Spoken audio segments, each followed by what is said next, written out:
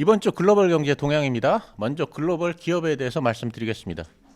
대만의 폭스콘이 긍정적인 실적을 발표했습니다. 폭스콘은 2025년 AI 서버 매출이 44조 원을 초과할 것이라고 밝혔는데, 폭스콘은 멕시코에 엔비디아의 GB200을 탑재한 세계 최대의 서버 제조 시설을 건설 중입니다. 이런 전망은 엔비디아의 GPU 수요가 올해도 강세를 유지할 것으로 예상할 수 있습니다.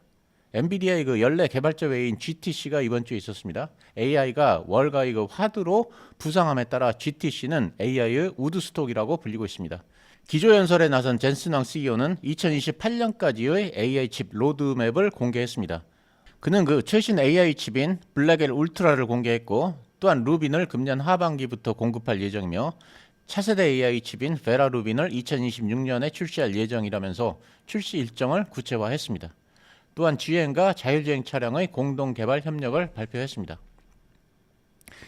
20일에는 양자 컴퓨팅 관련한 퀀텀 데이가 GTC에서는 처음으로 개최되었는데, 아이온큐, D-Wave 등 6개의 퀀텀 기업이 참여해서 양자 컴퓨팅의 미래에 대해서 논의를 했습니다. 젠슨 왕 CEO는 양자 컴퓨팅은 세계의 여러 문제를 해결한다면서 장기적 개발이 필요한 기술이라고 강조했습니다. 또한 버스턴에 양자 컴퓨팅 연구센터를 설립하겠다고 밝혔습니다. 테슬라가 중국에서 점유율을 확대하기 위해 저가형 모델 Y를 출시합니다. 중국 전기차 업체들이 낮은 가격과 첨단 기능을 내세워서 입지를 강화하자 이에 대한 대응으로 저가형 모델 Y를 출시하기로 했습니다. 모델 Y는 기존 모델 대비 생산 비용이 20% 이상 저렴한 것으로 알려집니다. 자, 이번 주에는 테슬라 관련 IB들의 목표가 하향 등 여러 가지 악재가 있었습니다. 목표 주가와 관련해서는 웰스파고가 테슬라의 목표가를 135달러에서 130달러로 하향했고, 미즈호도 테슬라 목표가를 515달러에서 430달러로 하향했습니다. RBC 캐피탈은 목표가를 440달러에서 320달러로 하향했고, 파이퍼 샌들러도 목표가를 500달러에서 450달러로 하향했습니다. 바클레이즈도 목표가를 325달러로 중립 의견을 유지했습니다. 그나마 켄터 피츠제럴드가 테슬라의 목표가를 425달러로 유지하면서 보유에서 매수로 매수 등급을 상향한 것이 다행이었습니다. 켄터 피츠제럴드는 최근 테슬라의 주가 하락이 과도하다면서 장기 투자자에게 매력적인 매수 기회라고 말했습니다. 덴마크 연기금은 머스크가 가치를 파괴한다면서 테슬라를 투자 대상에서 제외했습니다. 테슬라가 외장 패널 문제로 사이버 트럭 4만 대를 리콜하기로 했습니다. 테슬라는 주행 중 분리될 수 있는 외장 패널 수리를 위해서 리콜을 결정했다고 밝혔습니다. 사이버 트럭은 2023년 11월부터 고객에게 인도되기 시작했으나 이후에 리콜 문제가 반복되고 있는데, 이번 리콜은 출시 이후 8번째입니다. 트럼프 대통령은 테슬라에 대한 파괴 행위가 도를 넘었다면서 이러한 행위를 한 사람들은 테러리스트로 간주하여 징역 20년형에 처해야 한다고 했고, 엘살바도르 교도소에서 복역시킬 것이라고 했습니다. 머스크는 최근 동요하는 직원과 주주를 달래기 위해 금요일에 직원 전체 회의를 하고 이를 X를 통해서 생중계했습니다. 그는 전기차, 사이버캡, 그리고 옵티머스 등 자사의 제품에 대한 미래 비전을 제시하면서 주식을 팔지 말라고 당부했습니다. 강세론자인 댄 아이브스는 금요일의 행사에 대해서 긍정평가하면서 목표가를 그대로 유지했습니다. 한편 머스크는 4달 말에 화성으로 향하는 스타쉽을 발사할 것이라고 밝혔습니다. 이어서 그는 만약 이때 착륙이 잘 된다면 유인 착륙이 2029년에도 시작될 수도 있다. 다만 2031년일 가능성이 더 크다라고 덧붙였습니다.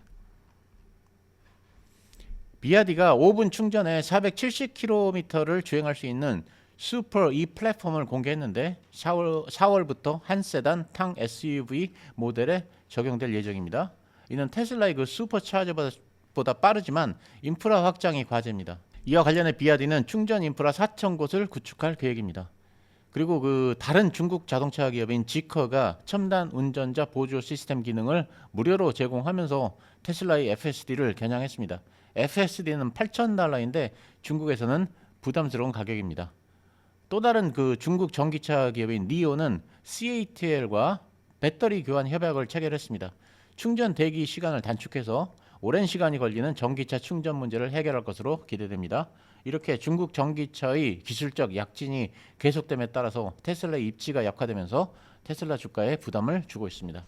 마이크론 테크놀로지가 목요일 장 마감 후 어닝 서프라이즈 실적을 발표하면서 시간 외에서 6%가량 상승했지만 금요일 정규 장에서는 오히려 8%가 하락했습니다. 마이크론의 그 2분기 실적은 전년비 38%가 증가했고 이는 컨센서스를 넘어서는 수치입니다. 특히 그 데이터 센터 매출이 전년비 3배가 증가했고 D램과 낸드의 수요 증가로 2025년 회계연도에 사상 최대 매출을 전망했습니다. 그렇지만 그 금요일에 급락했는데 이익률 때문인 것으로 추정이 됩니다. 마이크론은 2분기 이익률이 37.9%였다고 밝혔는데 이는 전망치인 38.4%를 밑도는 수치입니다. 3분기 예상 이익률은 이보다 낮은 36.5%로 이 역시 기대에 못 미쳤습니다.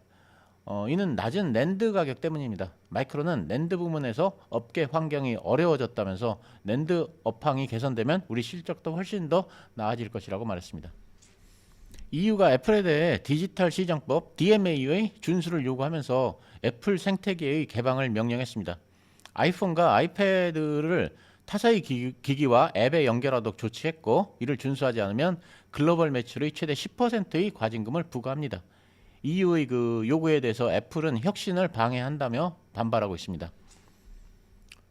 알파벳이 사이버 보안 스타트업 위즈를 300억 달러에 인수하는 최종 협상 단계에 있습니다. 알파벳은 지난해에도 이 업체를 인수하기 위해 협상에 나선 바 있지만 결렬되었습니다. 위즈는 그 클라우드에 저장된 대규모 데이터 센터에서 보안 위험을 찾아내 제거해주는 서비스를 제공합니다. EU가 애플에 이어 알파벳에 대해서도 디지털 시장법 DMA의 위반 가능성을 조사하고 있으며 현재는 예비 조사 단계입니다. EU는 자사 서비스를 우대하고 외부 결제를 제한하는 문제를 지적했습니다. 검색 결과에서 구글 서비스를 상단에 배치하고 플레이 스토어에서 앱 개발자의 외부 결제 채널 유도를 제한한다는 것입니다. 인텔의 그 리프탄 신임 CEO가 AI와 파운드리 전략을 재정비합니다. 우선 그 18A 공정을 이용해서 차세대 AI 칩인 펜서레이크의 개발에 집중하기로 했습니다. 파운드리 관련해서는 그 구글, 엔비디아와 같은 대형 고객을 공략할 예정이고 조직의 슬림화를 위해 추가 감원도 고려 중입니다. 볼크셔 해서웨이가 5대 일본 종합상사 주식을 추가로 매입했습니다. 일본 종합상사 5개는 미쯔비시 상사, 미쯔이물산, 이토츠 상사, 스미토모 상사, 마루베니를 말합니다. 워런 버핏은 지난 2월 주주서한을 통해 일본의 상사 주식을 추가로 매입하겠다고 시사한 바 있습니다. 보잉이 일본 항공의 대규모 주문으로 주가가 상승했습니다. 일본 항공은 17대의 그 보잉 737 항공기를 추가로 주문한다고 밝혔습니다. 일본 항공은 이미 2023년에 21대의 항공기를 주문한 바 있습니다. 또한 그 보잉의 CFO는 원자재 부품이 대부분 미국에서 조달되기 때문에 관세의 영향이 미미하고 현금 흐름이 개선됐다고 말했습니다. 금요일에는 그 보잉이 록히드 마틴을 제치고 미 공군의 차세대 최첨단 전투기 사업자로 선정됐습니다. 전투기 가격은 8천만 달러에 달하는 F-35보다 훨씬 비싸져서 수억 달러에 이를 것으로 예상됩니다. 대만의 그 TSMC의 이사회 멤버이자 국가발전위원회 위원장인 폴 리유가 인텔 파운드리 부문의 인수를 고려하지 않고 있다고 밝힘에 따라서 인텔 주가가 하락했습니다. TSMC의 그 인텔 파운드리 사업 인수가 거론되면서 인텔의 주가가 최근에 상승한 바 있습니다. 4월까지 틱톡의 그 미국 법인 매각이 추진 중인 가운데 오라클이 가장 유력한 후보로 떠오르고 있습니다. 틱톡의 그 모회사인 바이트댄스는 다른 클라우드 제공업체보다 오라클을 선호하는 것으로 알려집니다. 클라우드 서비스를 제공하고 있는 오라클은 2022년부터 틱톡의 미국 사용자 데이터를 서버에 저장해 왔다는 점에서 높은 점수를 받고 있습니다. 한편 그 마이크로소프트도 틱톡 인수전에 뛰어든 상태입니다. 메타가 유럽에서 AI 기반 가상 비서인 메타 AI를 출시합니다. 그렇지만 유럽의 개인정보 보호 규제로 현지의 데이터를 사용하지 못하기 때문에 미국보다는 제한된 기능의 서비스를 제공합니다. 금값이 지속적으로 상승하는 가운데 2025년 들어서 유럽의 금 ETF에는 3.6%의 자금이 증가했고 미국의 그 대표적 ETF인 GLD ETF에도 4.3%의 자금이 증가했습니다. 이번에는 글로벌 경제 관련입니다. 연준이 그 3월 FOMC에서 기준금리를 동결했고 점도표도 공개했습니다. 기준금리는 4.25%에서 4.5%를 유지했고 상단 기준 우리나라와의 기준금리 차이도 1.75%를 유지했습니다. 점도표는 금년에 두 차례 금리 인하를 예상했는데 이건 그 작년 12월과 동일합니다.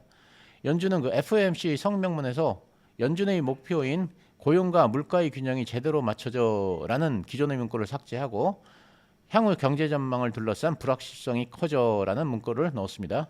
또한 월별 국채 상환 한도를 250억 달러에서 50억 달러로 줄이는 QT 축소를 단행하면서 양적 긴축 속도를 늦추기로 했습니다. 실업률은 최근 몇 개월간 낮은 수준에서 안정화됐으며 인플레이션은 여전히 다소 높은 수준을 유지하고 있다고 강조했습니다. 금년의 GDP 성장률은 2.1%에서 1.9%로 하향 조정됐으며 2026년 그 PCE 인플레는 2.5%에서 2.7%로 높였습니다. 파월 의장은 모두 발언에서 인플레가 장기 목표인 2%에 가까워졌고 2027년에 연준의 목표치인 2%의 달성을 예상했습니다. 장기적으로 봤을 땐 인플레가 완화됐다고 진단했습니다. 월스트리트 저널의 그 닉 팀러우스 기자의 그 관세에 관한 질문에 인플레와 관세의 상관관계를 명확하게 평가하는 것은 어렵다면서 관세에 대한 명확한 답변을 내놓지는 않았습니다. 또한 그 관세로 인한 인플레는 일시적이라고 했고 관세의 영향을 인플레에 얼마나 반영해야 하느냐는 질문에도 이 부분은 계산하기 어렵다고 답변했습니다. 경기 침체에 대한 질문에는 경기 침체의 가능성은 항상 존재하지만 현재 높은 수준은 아니다라면서 1970년대식 스태그플레이션이 재현될 가능성은 전혀 없다고 일축했습니다. 한편 그 FOMC 후 CME 패드워치는 5월 금리 인하 가능성을 17%로 그리고 6월 금리 인하 가능성을 64%로 예상했습니다. 베센트 재무장관은 4월 2일에 관세 명단을 내놓을 것이라며 상호 관세율은 국가별로 다를 것이라고 밝혔고 이어서 우리가 Dirty 15라고 부르는 국가들이 있는데 이들은 상당한 관세를 미국에 부과하고 있다고 했습니다. 그러면서 우리는 각 국가의 관세에 해당된다고 생각하는 숫자를 각 국가에 부여할 것이라고 말했습니다. 베센트 장관은 Dirty 15가 어느 나라인지는 밝히지 않았습니다. 한미 FTA 영향으로 우리의 그 대미 수입 관세율은 사실상 0%이기 때문에 단순히 관세만을 놓고 보면 우리나라가 Dirty 15에 포함되지는 않겠지만 베센트 장관은 Dirty 15 국가가 일정량의 자국 생산을 요구하거나 미국이 수출하려는 식품이나 제품의 안전과 관련 없는 검사를 하는 등 관세 못지않게 중요한 비관세 장벽을 갖고 있다고 말했습니다. 미국 업계가 한국에 줄곧 완화를 요구하고 있는 그 농산물 관세 등 비관세 장벽도 Dirty 15의 기준이 될 가능성이 있는 셈입니다. 결론적으로 우리나라가 대미 무역 흑자 규모 8이라는 점을 감안한다면 우리나라가 포함됐을 가능성이 높다는 분석입니다. 케빈 헤셋 백악관 NEC 위원장은 4월 2일로 예정된 상호관세의 부과 전까지는 불확실성이 지속되겠지만 이후에는 불확실성이 해소될 것이라고 전망했습니다. 그는 그 CNBC와의 인터뷰에서 지금부터 4월 2일 사이에는 당연히 불확실성이 있을 것이라면서 4월이 오면 시장은 상호 무역 정책이 매우 합리적임을 알게 될 것이라고 말했습니다. 상호 관세가 부과되는 4월 2일 이후에는 시장을 둘러싼 불확실성이 거칠 것이라고 예측했습니다. 베센트 재무장관이 MBC에 출연해 최근 주식시장의 하락과 관련해 시장에 대해 걱정하지 않는다. 건강하고 정상적인 조정이라면서 위기는 없을 것이라고 말했습니다. 또한 트럼프 집권 기간에 경기 침체가 없을 것이라고 보장할 수 있느냐는 질문에는 보장은 없다. 누가 코로나19를 예측했겠느냐라고 답했습니다. 경기 조정이 경기 침체로 이어질 수 있느냐는 질문에는 그럴 이유가 없다면서 우리는 전환기를 맞이하겠지만 위기는 없을 것이라고 말했습니다. 러트닉 상무장관은 중국이 미국산 반도체를 확보하지 못하도록 각 국가의 무역협정에 이러한 우회 수출 통제를 포함할 것이라고 밝혔습니다. 그는 중국이 미국산 반도체를 확보하지 못하도록 기업과 외국 정보에 도움을 구하려고 한다고 말했습니다. 러트닉 장관은 사람들이 우리의 반도체를 가져다 돈을 벌기 위해 중국으로 보냈다면서 그들은 우리 생활 방식을 파괴하려 적국을 돕고 있다고 말했습니다. 그러면서 트럼프 행정부는 중국으로 반도체가 유입되지 못하도록 수출 통제를 무역협정에 포함할 계획이라고 덧붙였습니다. 러트닉 장관이 언급한 무역협정은 트럼프 대통령이 4월 2일 예고한 상호관세 부과 이후 각국과 새롭게 체결할 무역협정을 말하는 것으로 보입니다. EU가 대미 보복 관세의 1단계 시행을 연기하면서 미국의 관세 대응을 주시하고 있습니다. EU는 미국에 대한 그 보복 관세를 2단계로 시행할 계획이었고 1단계는 미국의 상호 관세보다 하루 앞선 4월 1일부터 시행할 예정이었습니다. 1단계에서는 그 선박부터 보르본 위스키, 오토바이에 이르는 상품들에 최대 50%의 관세가 부과될 예정이었고 2단계에서는 공화당 핵심 지역에서 생산되는 상품에 총 180억 유로의 관세를 부과할 예정이었습니다. EU가 다음 달부터 철강 수입량을 15% 축소합니다.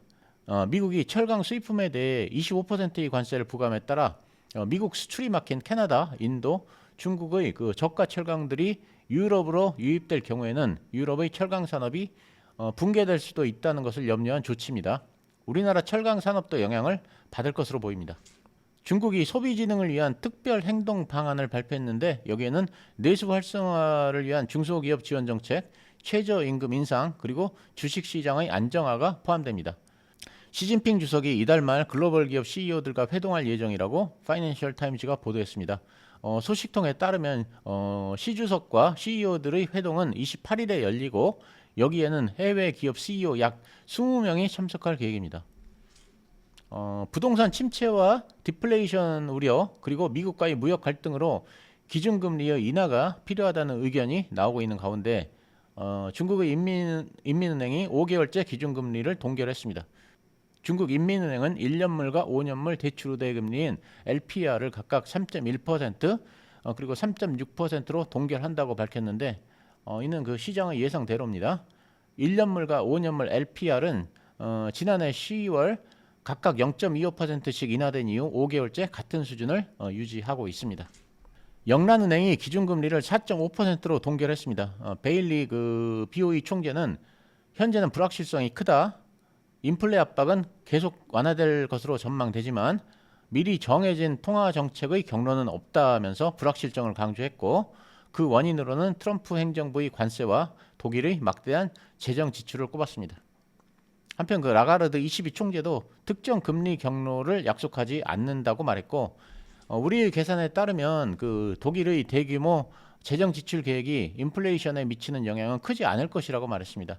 또 미국이 EU 상품에 25%의 관세를 부과하면 유럽의 성장률은 0.3%가 감소할 것이고 만약 유럽이 보복 조치에 나선다면 성장률이 0.5%가 더 하락할 수 있다고 경고했습니다. 그래서 유럽에서는 스태그플레이션에 대한 우려가 부각되고 있습니다. 미국의 2월 주택착공 건수는 151만 1000건으로 전월비 11.2%가 상승했습니다. 1월의 주택착공 건수는 135만 건이었습니다. 그렇지만 그 2월의 착공 건수 증가는 1월의 그 혹한으로 인한 일시적인 반등일 가능성이 크다는 분석이고 앞으로 몇 달간 주택 건설이 둔화될 전망인데 그 근거는 2월 건축 허가 건수입니다. 2월의 그 건축 허가 건수는 145만 6천 건으로 예상을 하회했습니다. 높은 모기지 금리와 주택 가격의 상승으로 구매자들이 매수에 나서기를 꺼리고 있고 관세 정책으로 수입자재 비용이 상승하면서 주택 건설업자들이 위축된 상태입니다. 미국의 2월 기존주택 판매가 예상을 대폭 상회했습니다. 예상치는 연일 기준 395만 채로 전월비 3% 하락이었는데 오히려 4.2%가 증가해서 426만 채를 기록했습니다. 집계를 주관한 부동산 중개인 협회에 의하면 날씨로 인한 거래 급감이 2월까지 이어질 것으로 예상했는데 예상과 달리 회복세를 보였다고 말했습니다. 한편 그 2월 기존 주택 공급은 전년비 17%가 증가했고 이는 2020년 2월 이후 최대입니다. 주택 판매 중간 가격은 3.8%가 상승해서 역대 최고치를 기록했습니다. 이렇게 주택 판매가 호조를 보이자 경기 침체에 대한 우려는 과장일 수 있다는 의견이 나오고 있습니다. 미 노동부는 지난주 신규 실업수당 청구 건수가 22만 3천 건으로 전주 대비 2천 건이 증가했다고 밝혔는데 이는 예상을 하회한 수치입니다. 예상치는 22만 5천 건이었습니다. 로이터는 연방정부의 감원으로 2만 5천 명이 해고되었지만 아직 실업자로 집계되지 않은 곳이 많다고 말했습니다. 2주 이상 실업수당을 신청한 계속 실업수당 청구 건수는 189만 2천 건으로 직전주보다 3만 3천 건이 늘었습니다. 미국 상무부가 발표한 2월 소매 판매는 전월 대비 0.2%가 증가했습니다. 예상치인 0.6%에는 미치지 못했으나 1월의 그 큰 폭 하락을 만회하는 모습을 보였습니다. 1월의 수치는 0.9% 하락에서 1.2% 하락으로 조정됐습니다. 웰스파고는 2월 소매 판매 보고서가 경기 침체의 신호보다는 제한적이고 완만한 경기 둔화의 증거라고 말했습니다. 독일 그 기독민주당, 기독사회당 연합과 사회민주당, 녹색당이 12년간 약 790조 원에 이르는 정부 재정을 인프라에 투자하고 국방비를 사실상 무제한 증액할 수 있도록 기본법을 개정했습니다. 이 법안은 하원을 통과한 데 이어서 상원도 찬성 53표, 반대와 기권 16표로 가결됐습니다. 가장 주목할 점은 국방비 증가를 제한하는 부채 브레이크의 그 폐지입니다. 기존 규정에선 정부의 그 신규 부채를 연간 GDP 대비 0.35%로 제한했지만 개정안은 국방비에 한해 이 규정을 적용하지 않기로 했습니다. 국방비를 사실상 무제한으로 확대할 수 있다는 뜻입니다. 이렇게 이번 주 글로벌 경제에 대해서 요약해봤습니다. 모두들 즐거운 주말 보내시기 바랍니다. 감사합니다.